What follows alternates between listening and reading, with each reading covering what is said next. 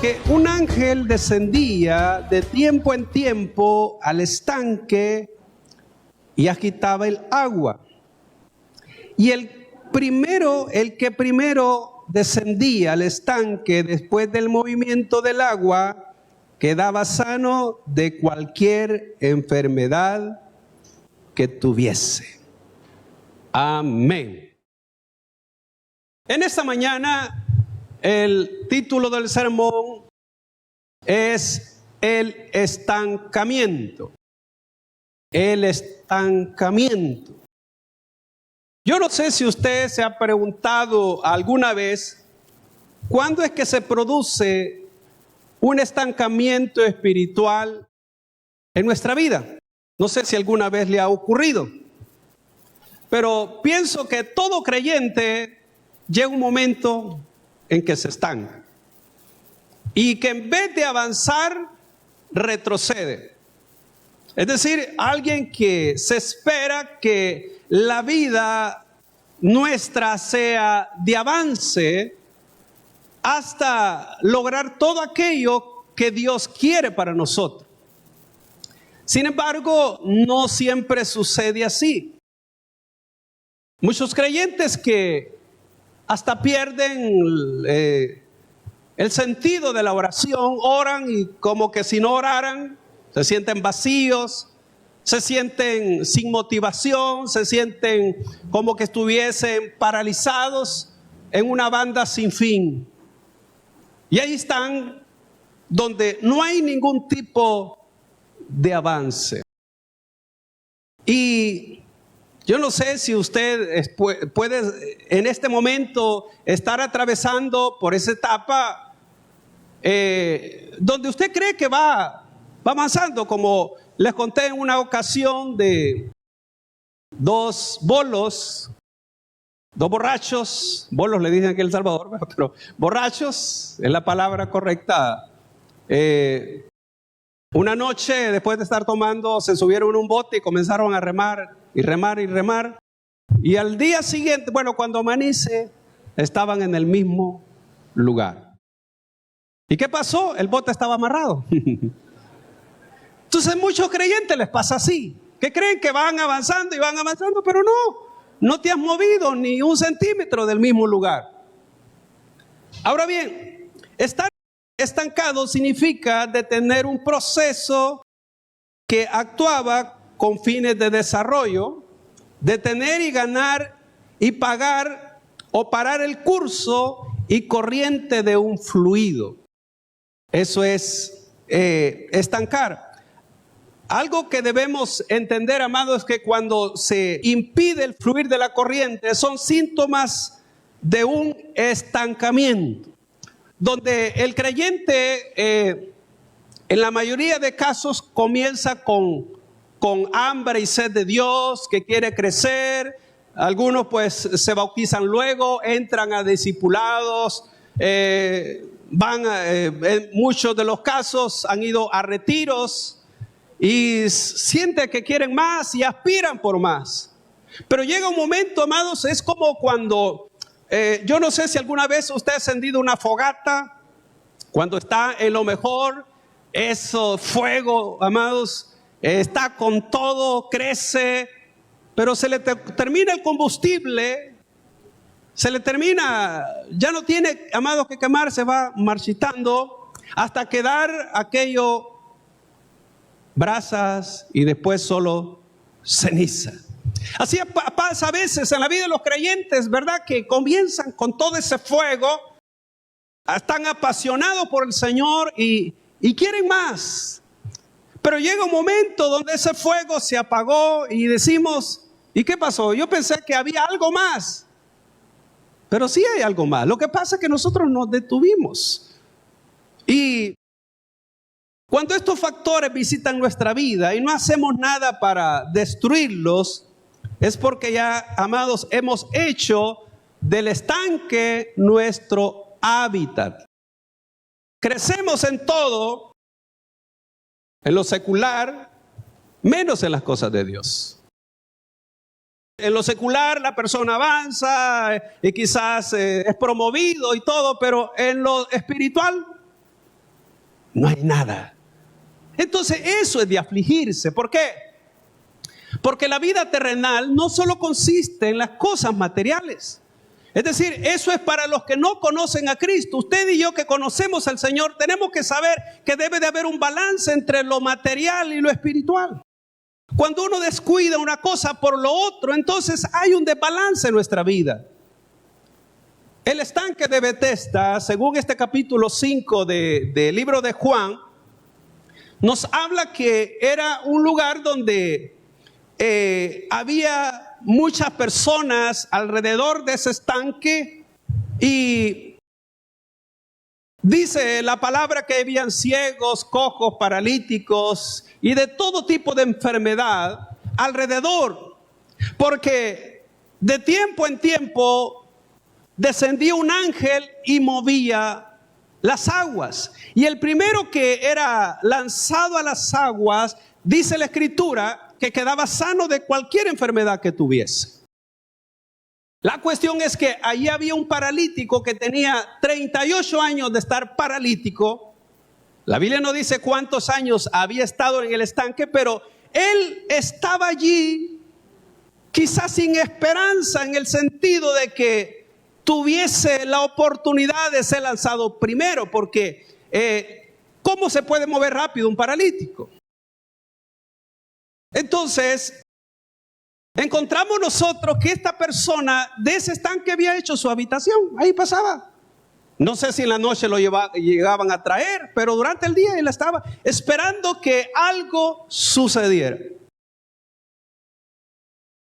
Pero él tenía un problema, estaba incapacitado y estaba paralítico.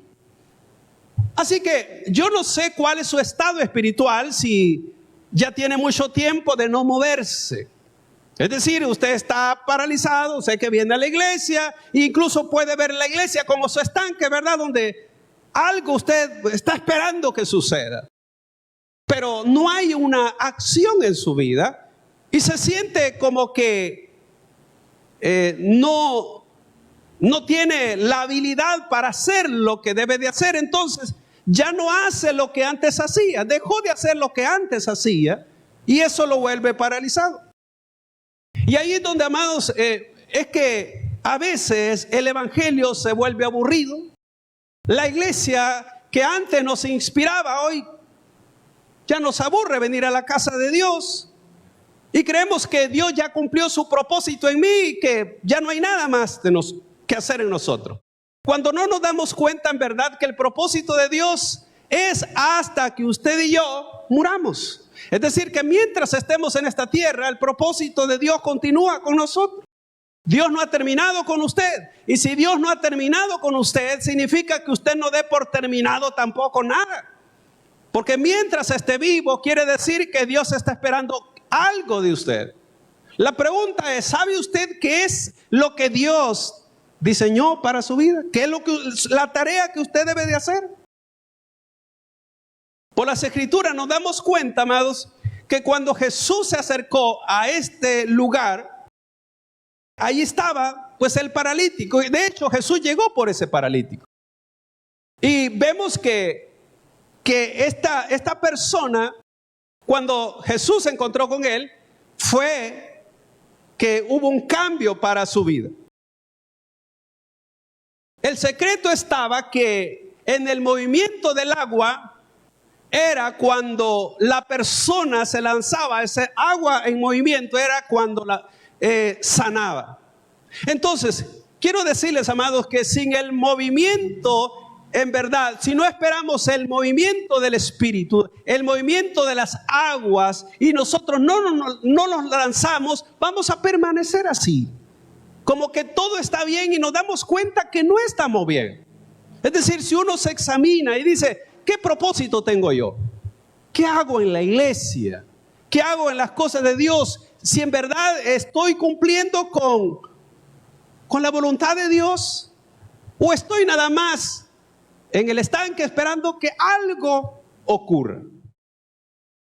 ¿Qué sucede en nuestra vida cuando hay estancamiento? Bueno, una de las cosas que pasa es que nos volvemos religiosos. Es decir, el espíritu religioso nos hace entender que vamos en la dirección correcta, estando extraviados de lo que es la voluntad de Dios para nuestras vidas.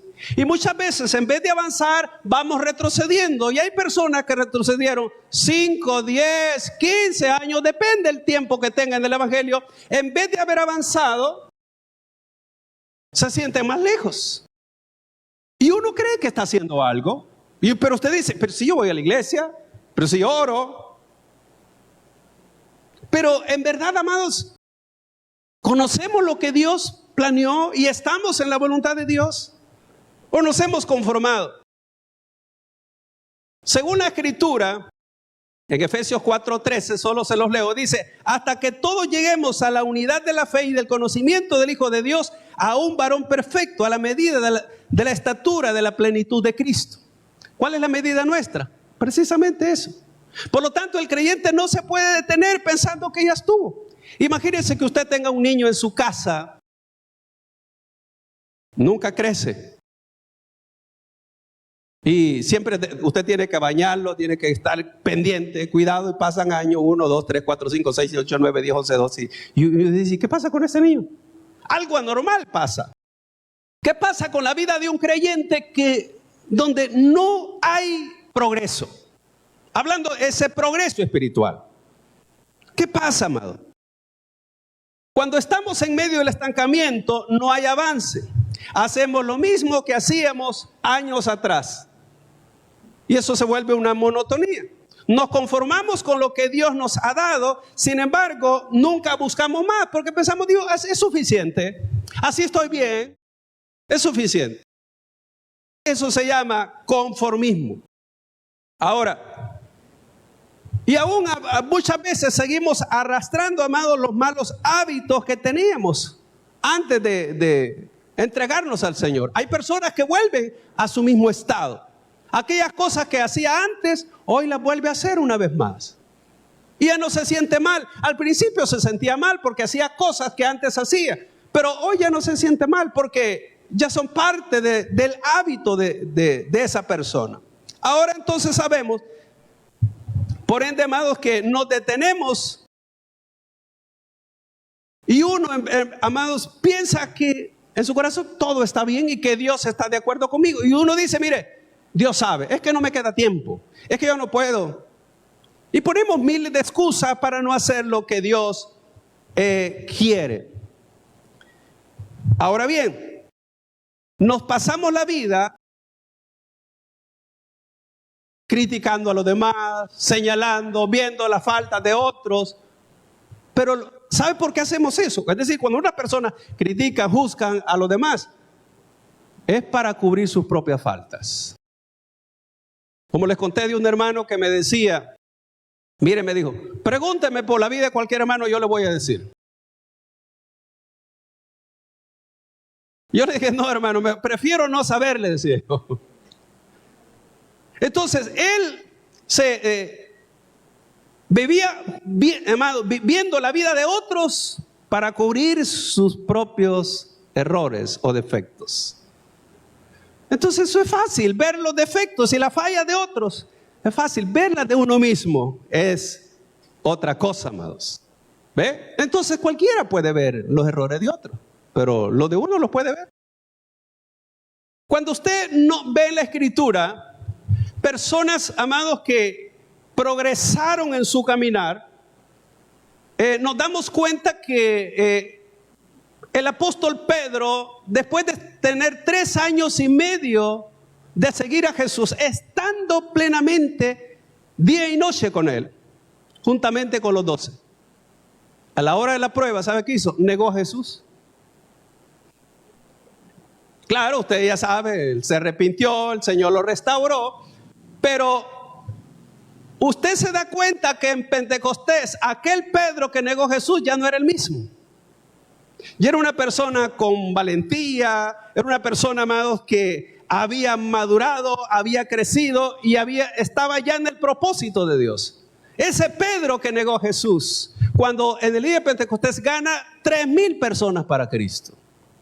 Entonces, ¿cómo ve usted ese progreso? Y por supuesto, siguió su vida así. Saulo de Tarso era un religioso que perseguía a la iglesia, pero una vez él, amado, se encuentra con Cristo, su vida nunca más fue la misma. Y usted lo ve que él cómo progresó, el hombre que más cartas escribió, amados, del Nuevo Testamento, el que más predicó a los gentiles, y entonces ya no era el mismo. Quiere decir que uno debe de avanzar hacia el propósito y no quedarse allí como que todo está bien y nos damos cuenta que no es así. Cuando hay un estancamiento, amados, es muy probable que haya un ataque espiritual y que no nos damos cuenta. Quiero decirle que a veces perdemos la noción de las cosas que suceden, pero viene del mundo, amados, natural, pero no. Las cosas por lo general, hermanos, recuerden que no tenemos lucha contra sangre y carne. Quiere decir que el enemigo muchas veces quiere detenernos y hacernos sentir que todo está bien y que en su vida todo marcha según la voluntad de Dios, según lo planeado por Dios, pero no es así. No es así. Todos estamos bajo ataque espiritual. ¿Acaso no se da cuenta que dijo el apóstol Pablo que el diablo anda como león rugiente viendo a quién devorar? Entonces quiere decir que él no descansa. Él quiere ver, amados, que nuestra vida se paralice, se estanque, se quede allí y que no vaya atrás lo que Dios diseñó para nosotros. Entonces, a menudo, amados, la gente asume que la lucha que enfrenta solo es una batalla física. Y todos pensamos que eso es físico lo que pasa. El desánimo, el desgano, el hecho de no querer orar y todo eso. Pensamos que eso es natural. Eso no es natural, amados. El diablo no quiere que usted hable con Dios. El diablo no quiere que usted se congregue. No quiere que usted lea la palabra de Dios. No quiere que usted sirva. Él quiere que usted esté así tranquilo, mire, sin que le afecte nada a él. Pero cuando usted se levanta, él lo quiere detener. Él quiere detener el avance. Uno puede ver en la escritura que incluso el diablo quería matar a personas antes que hicieran algo. El ataque espiritual puede ser el resultado de una influencia demoníaca directa. Entonces, si no nos damos cuenta, puede ser que el enemigo esté trabajando y uno piensa que eso es normal que pase. Y entonces, y eso nos detiene y ahí está que estamos paralizados. Entonces, ¿qué es un ataque espiritual directo? Un ataque espiritual directo es una serie de eventos coordinados por el mundo demoníaco con el fin de hacer abortar el propósito de Dios para con nosotros, las promesas y naufragar en la fe. De oprimir al creyente y sacarle fuera del trayecto que lo lleva a su destino. Entonces, el diablo quiere dejarte en la banca y que nunca más vuelvas a hacer nada. Porque allí no le estorbas. Ahí estás tranquilo. Tú dices, yo no me meto con el diablo tampoco se mete conmigo. Así a veces quiere tener el diablo a la gente. Y entonces usted está tranquilo, mire, no tengo ningún problema. Entonces, pero Dios no lo llamó a usted a quedarse así. Definitivamente. La pregunta es, ¿cómo identificar un ataque espiritual? Y precisamente quiero darle aquí, amado, algunos síntomas o algunas características para determinar que hay un ataque espiritual en lo que nos pasa. Una de esas primeras cosas es falta de pasión espiritual. Aquello que le apasionaba antes, ahora ya no. Antes quizás decía, va a haber un retiro, decía, es que yo quiero ir a ese retiro, como sea, yo voy a ir, y la persona se proponía e iba al retiro, y decía, ese discipulado, yo voy a entrar a ese discipulado, y entraba y terminaba, y ahí estaba, y veo, me voy a bautizar. Entonces la persona como que llega un tiempo y dice, no, yo ya pasé por el discipulado, escuela de liderazgo, yo ya pasé por el seminario, yo ya pasé, ¿verdad?, ya fui a retiro, fui a fui al otro. Yo creo que ya estuvo todo, ya pasé por todo. Y pensamos que ahí está.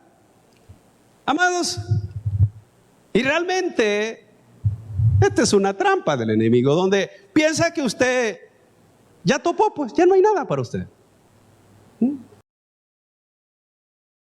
Es como aquellos que estudian su carrera, que sacan un PhD. O sea, llegan a la cúspide y dice, mire, aquí, ya tengo todo a menos que saque otras carreras. Pero a veces pensamos nosotros que ya está concluida, amados, que ya somos como un producto terminado y ya que no hay nada más. Y eso no es lo que vemos nosotros en la Biblia. Otra de esas características para saber que hay un ataque, amados, es frustración extrema. ¿Cómo así? Durante un ataque espiritual, el enemigo usa variedad de circunstancias para oprimir la mente y traer frustración al creyente. Hay creyentes que están en la casa de Dios, pero se sienten frustrados. Y usted dice, no sé qué es lo que me falta. No sé qué es lo que siento. Estoy en la iglesia, no me siento bien. Oro y como que si Dios no me oye. Y usted se siente así. Una persona que está en estado de sitio se percibe a sí mismo en el borde del precipicio y ansioso. Asimismo, insatisfecho con lo que tiene, aunque ya haya logrado metas que se ha propuesto y con el rumbo que está corriendo, usted dice, yo creo que ya no hay mucho que descubrir. Ya se cree Cristóbal Colón, ¿verdad? Entonces que ya descubrió América, ya no hay mucho que avanzar. Lo tercero, confusión acerca de su propósito. A veces estamos ya en la iglesia y quizás por largo rato de estar, pero no sabemos en verdad, no tengo bien claro cuál es el propósito de Dios para mí. Dios tiene propósito definido y el propósito de uno es diferente al del otro. Y cuando usted no tiene propósito, entonces no sabe qué está haciendo. No sabe qué es lo que realmente le apasiona. Le pregunto, ¿qué le apasiona a usted en el Señor? ¿Qué cosa le apasiona? No voy a decir que solo venir a la iglesia. Yo ojalá que le apasione venir a la iglesia. Pero, ¿qué le apasiona en las cosas de Dios? ¿Para qué Dios lo llamó? Y oigan, mientras estemos en esta tierra, tenemos ese compromiso de saber que aquello que Dios nos asignó, tenemos que hacerlo. Entonces, si usted no tiene claro cuál es el propósito, entonces no tiene ninguna motivación. Es como que vaya al mercado, lleve su bolsón para comprar cosas y no sabe qué es lo que va a comprar. Todo el que va al mercado sabe, me falta chile, me falta tomate, me falta esto, me falta cebolla, me falta esto, me falta. Y algunos hasta hacen lista, otros ya saben lo que van a comprar. Pero usted tiene claro que, y va directo a lo que va. Pero usted no aparece ahí y dice, mira, vine al mercado, pero no sé qué voy a llevar, así que usted regresa igual. ¿Verdad que sería ilógico eso? No se puede. Entonces así es en la vida cristiana. Luego, amados, falta de paz. El enemigo te bombardea la mente con pensamientos dispersivos y tentaciones permanentes con el fin de robarte la paz. Hay personas, amados, que el diablo les roba la paz rápido con pensamientos. Deja que el enemigo mine con sus pensamientos. Mira, de nada sirve lo que estás haciendo. Vas a fracasar. Es por gusto lo que... Mira, lo pone todo inseguro. Pero, oiga, ¿de dónde vienen esos pensamientos que a usted lo desaniman, lo derriban, lo desmotivan? ¿Por qué piensa tanto? ¿Por qué piensa demasiado? En vez de usar la palabra, en vez de reprender los pensamientos, llevar todo pensamiento cautivo a la obediencia de Jesús, dejamos que el enemigo invada nuestra mente y nos roba esa paz. Y decimos, mire, yo estoy en el evangelio de tiempo, mire, hace mucho tiempo, pero siento que esto ya se volvió aburrido. No es que el evangelio sea aburrido, el aburrido es usted. No es que la iglesia sea aburrida, a veces el aburrido es uno. La mente se irrita y se siente agotado. El enemigo hace todo lo que puede para llevarte a la fatiga mental. Y si te pone fatiga mental, entonces viene la fatiga espiritual. Y ahí es que vives desanimado. Número 5, te sientes inusualmente débil y cansado. ¿Y por qué no vas a la iglesia? Es que usted verá que agotado me siento. Y el domingo dice, es el único día que me queda para descansar. Y se queda agotado en la casa porque está agotado. Pero usted descansa, duerme y sigue agotado. Entonces el problema no es físico, el problema es espiritual. Es que hay un ataque del enemigo que quiere a usted sacarlo del ring. Ya no quiere que pelee. Ya no quiere que se esfuerce, no quiere que luche y que se mantenga, mire, quieto, en aguas de reposo. Y ahí se sienta bien. Entonces, amados, número 6, percibe una falta de ataques. Es decir, a veces pensamos que no hay nada espiritual en lo que nos pasa. Pero es muy probable que sí. Si no, como le dije, no hubiera dicho el apóstol Pedro que el diablo anda con la rugiente viendo a quién devorar. Y tampoco Jesucristo hubiera dicho, velad y orad para que no entréis en tentación. Quiere decir que el creyente debe de estar alerta. El creyente debe siempre, amados, saber que tiene un enemigo que es invisible. ¿Ve? Pero Dios nos ha dado los recursos necesarios. Hay momentos, amados, que parece que todos los recursos se secan al mismo tiempo. Y los ataques del enemigo son para que pongas tus ojos fuera de Dios y los pongas en el dinero y en los placeres, en cualquier cosa del mundo. Y que digan, no, yo ya no necesito de Dios, yo estoy bien como estoy. Y entonces en ese caso pasaría como aquella semilla que cayó entre espinos, que los afanes del mundo, el deseo, las riquezas y los placeres ahogan esa semilla. Y se hace infructífera. Eso es lo que llega a pasar. Entonces, si Él puede conseguir que te preocupes en lugar de que le adores, comenzarás a tomar decisiones basadas en la oportunidad en lugar de la unción. Y cambia lo espiritual por las cosas mundanas. ¿Y qué pasó? Te estancaste, te paralizaste. Y ahí es donde el diablo te quiere tener. Entonces debes entender eso. Que nosotros estamos para oír la voz de Dios y no para oír la voz de Satanás. Jesucristo dijo, mis ovejas oyen mi voz y me siguen. ¿Cuántos oyen la voz del Señor? Entonces, amado, recuerde que siempre hay 2 veces en la vida cuando eres especialmente vulnerable a la tentación. Número 1, cuando no tienes nada. Eres vulnerable a la tentación. Y número 2, cuando lo tienes todo. Entonces hay que ser cuidadosos. Cuando usted lo tiene todo, dice, yo ya estoy bien. Óigame, una persona, en cierto día, es un familiar mío, me dijo cosas feas. Nunca alguien me había dicho cosas feas. Y no es que yo lo hubiese ofendido, pero él se sintió ofendido. Me dijo, yo tengo dinero, yo no necesito, y otras cosas que no las quiero decir. Y sabe que, mire, yo por poco lo maldigo, ¿verdad? Porque yo le iba a decir, mira, el dinero no siempre lo vas a tener, pero no le quise decir eso. Porque yo sabía que si le decía eso, iba a ser una maldición para él. Yo quiero decirle que cuando un siervo de Dios desata una palabra así, es segura. ¿Y sabe qué? El dinero se le acabó, el negocio se le acabó, tenía un negocio, se le acabó. ¿Y sabe lo que hizo? Vender sus vacas para luego reunir dinero e irse.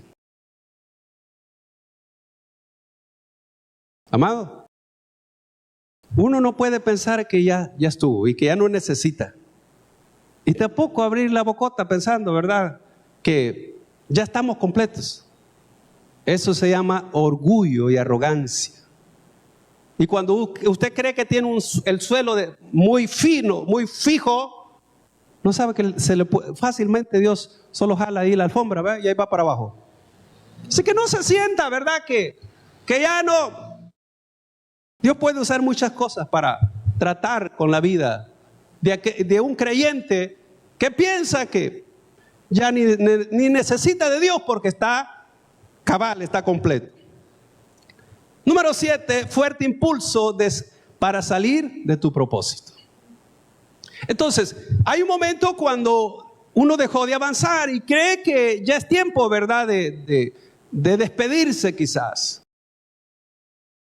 Elías fue una persona que a causa de los problemas quiso abandonar. Él le dijo a Dios, mejor quítame la vida, yo no soy mejor que mis padres. Él ya estaba dando por terminado el propósito por el cual Dios lo había puesto en Israel. Y usted ya sabe la historia, que Dios no se lo iba a llevar así cuando él quería. Y cuando el ángel le dio de comer, le dijo, levántate porque mucho camino te resta. Y cuando se encuentra con Dios, Dios le dice, mira, me vas a ungir a fulano, me vas a ungir a fulano. ¿Y es por qué? Porque el propósito no había terminado. Él estaba cansado, quizás de tantos problemas, porque sabía, amados, que no le había ido bien como profeta, en el sentido que no recibían la palabra. Y él se sintió desgastado, oprimido y con deseo de morir. Pero Dios no. Dios sabía que iba a seguir trabajando con él. Entonces, cuando una persona está viviendo en forma fuerte su llamado, va a prosperar en diversas áreas. Recibirá la bendición de los recursos para lo cual Dios lo ha llamado. Él sentirá la mayor cantidad de tiempo satisfecho y realizando lo que Dios le ha encomendado hacer. Pero cuando usted siente que servir a Dios ya se volvió una carga, apoyar a la obra de Dios es una carga demasiado pesada, es cuando en verdad, amados, no nos hemos dado cuenta para qué Dios nos colocó en su obra. ¿Y sabe qué pasó? Nos paralizamos ahí. Entonces, número 8, te vuelves a las viejas ataduras. Es fácil, amados, hacer como dice la Escritura, que el perro vuelva a su vómito y la puerca lavada a lodazal. Es fácil volverse a lo que antes nosotros, donde el Señor nos rescató. Eso significa que hay personas que, estando en el Evangelio, vuelven a sus viejas ataduras. Y piensa que eso es normal. Cuando en verdad Dios te quiere avanzando, el diablo dice, mira, ahí tengo cosas para ti atrás.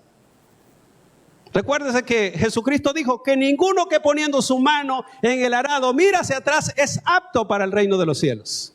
Por lo tanto, uno debe de saber en verdad que nuestra mirada está en Cristo. Y el apóstol Pablo dijo, por tanto, dejando lo que queda atrás, metiendo hacia adelante, hacia la meta del supremo llamamiento. Entonces, el apóstol Pablo sabía que hay cosas que uno tiene que ir dejándolas atrás, y eso no nos puede atar para continuar ahí. Hay cosas que Dios tiene por delante para nosotros, pero tenemos que ir tras de ellas. Número 9. Te apartas de las relaciones sanas. ¿Sabía usted que cuando alguien anda mal, busca a otras personas que andan mal? Y platican precisamente de lo mal que están, o de lo mal que están otros, y de lo bien que están ellos. Entonces hay personas que tienen relaciones que no son sanas, que no te ayudan, sino que te detienen. Entonces, eso hay que tener cuidado, amados. Porque según con quién anda, eso es lo que usted aprende. Según lo que chatea con las personas, eso es lo que recibe. ¿Quién te ministra tu vida? ¿Quién ministra tu vida espiritual? ¿Quién es el que te fortalece espiritualmente? ¿Quién es el que te anima, te empuja? ¿Quién es el que lo hace? Depende con quién te relaciones. Número 10. Cuestionas la dirección y el llamamiento y el llamado que has sentido claramente. Llega ese momento cuando dice, la verdad que yo no sé qué hacía en ese ministerio. Yo no sé por qué estaba ahí. Quizás no era lo que Dios quería para mí, pero la pregunta es, si no estaba seguro en lo que Dios te llamó, y ahora entonces, ¿qué estás haciendo? Mire, yo acepté a Cristo el 20 de junio de 1982. Y estoy sirviendo a Cristo desde hace 40 años. Hace 41 años yo me convertí al Señor. Yo sirvo a Dios desde antes que muchos de los que están aquí nacieran. Y yo no es que estoy viejo, yo estoy joven. Pero muchos, amados, mire, antes de muchos de los que están aquí nacieran, yo le estoy sirviendo a Dios y no me he cansado aún. Es decir, a veces hay cansancio físico, pero yo me siento bendecido el poder transmitir su palabra. 40 años de servir a Dios. ¿Dónde me entrené? Me entrené en la calle, me entrené en los buses predicando, me entrené en los parques predicando, me entrené, amados, hablando de persona a persona. El primer mensaje, amados, que prediqué en una iglesia fue un culto de jóvenes en el año 1984. Muchos no habían nacido. Fue el primer mensaje que lo prediqué en 1984. Y yo decía, ¿por qué no me ponen a predicar aquí? ¿Y sabe qué? Llegó el momento, amados.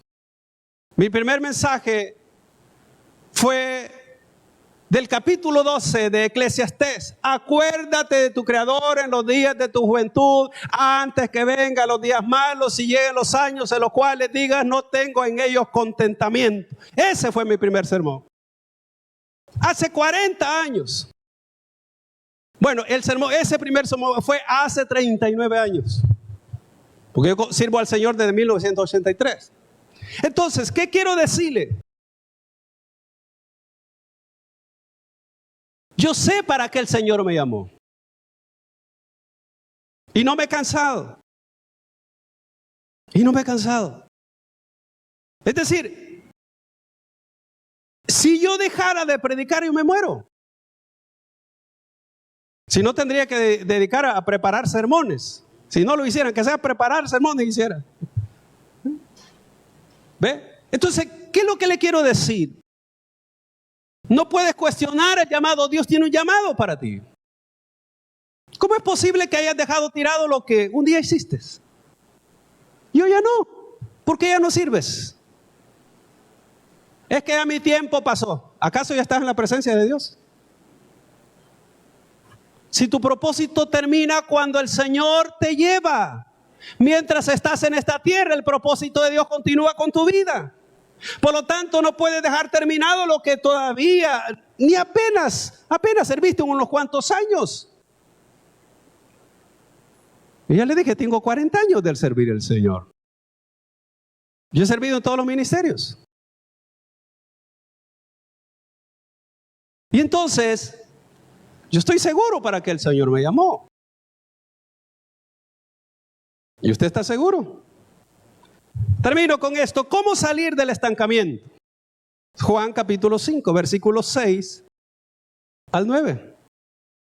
Cuando Jesús lo vio acostado y supo que llevaba, ¿qué dice, amado? Ya mucho tiempo así, le dijo, ¿quieres ser sano? ¿Cuánto tiempo llevaba acostado? Pregúntale al que tiene a su lado, ¿y tú cuánto tiempo llevas? Pregúntale, ¿cuánto tiempo llevas a estar ahí? Paralizado, tullido. Oye, Jesús vio que llevaba mucho tiempo. ¿Sabe cuánto era mucho tiempo? Eran 38 años. Lo dice otro de los versículos. 38. Pero mire esta pregunta. ¿Quieres ser sano? En otras palabras, ¿quieres levantarte? Le pregunto yo en esta mañana, ¿usted quiere levantarse? Jesús no le dijo, mira, vengo a sanarte. No le dijo, quiere. Como en otras palabras, si no quiere, ahí estate.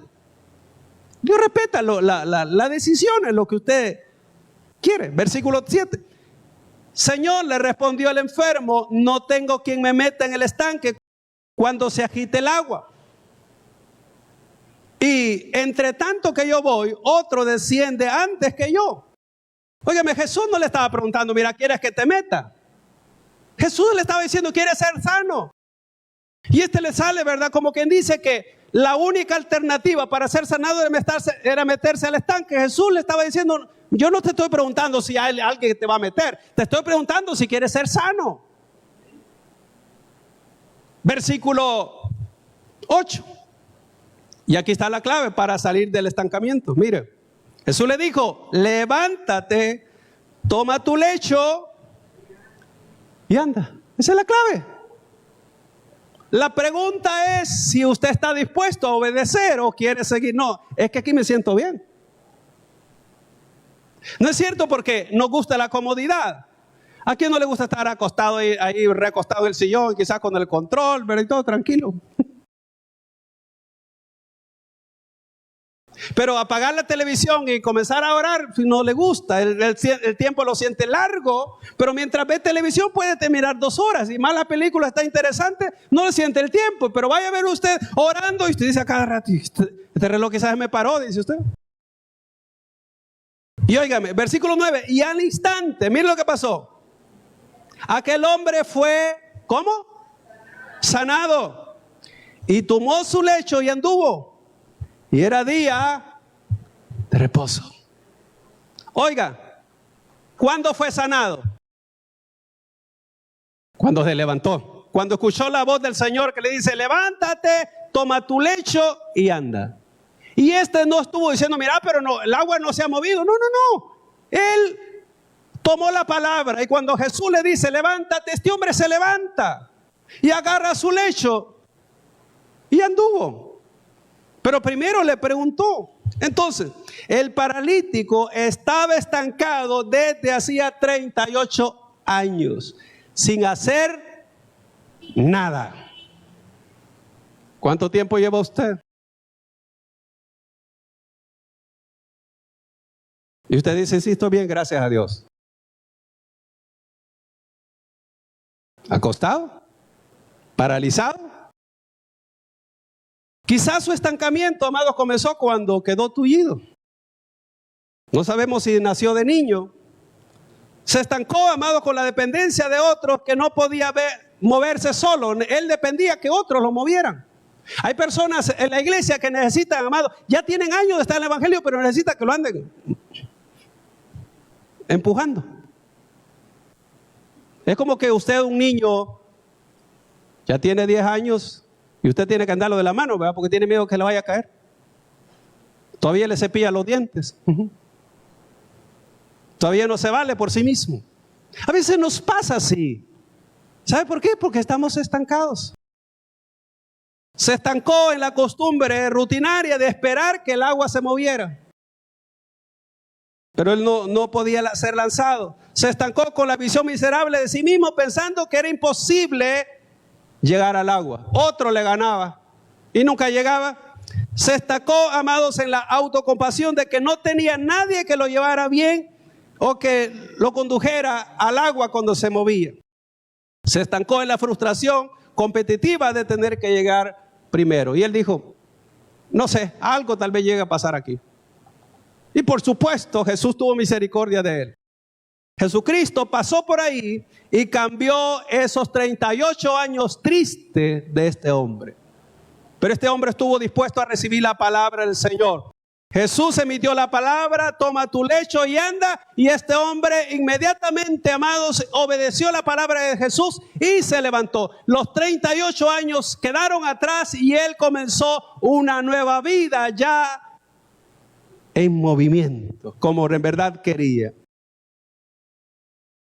Si usted está viviendo tiempos de estancamiento, lo animo a que crea que Jesús está diciéndote, levántate, toma tu lecho y anda. Levántate, toma esa dificultad que te estancó, esa parálisis y camina victoriosamente, mostrando que ella no te detendrá más. Le animo, amados, a que por fe vaya por más. Si usted cree que ya terminó todo, hay mucho camino que tiene que recorrer. Nunca más esté paralizado ni estancado, pero esa es decisión suya. Si usted cree que así está bien, Dios dice, pero yo no creo que tú estás bien. Cuando creemos que Él está a nuestro lado, no hay parálisis que nos estanque ni estanque que nos detenga. Así que Dios le dice en esta mañana, levántate, toma tu lecho y anda.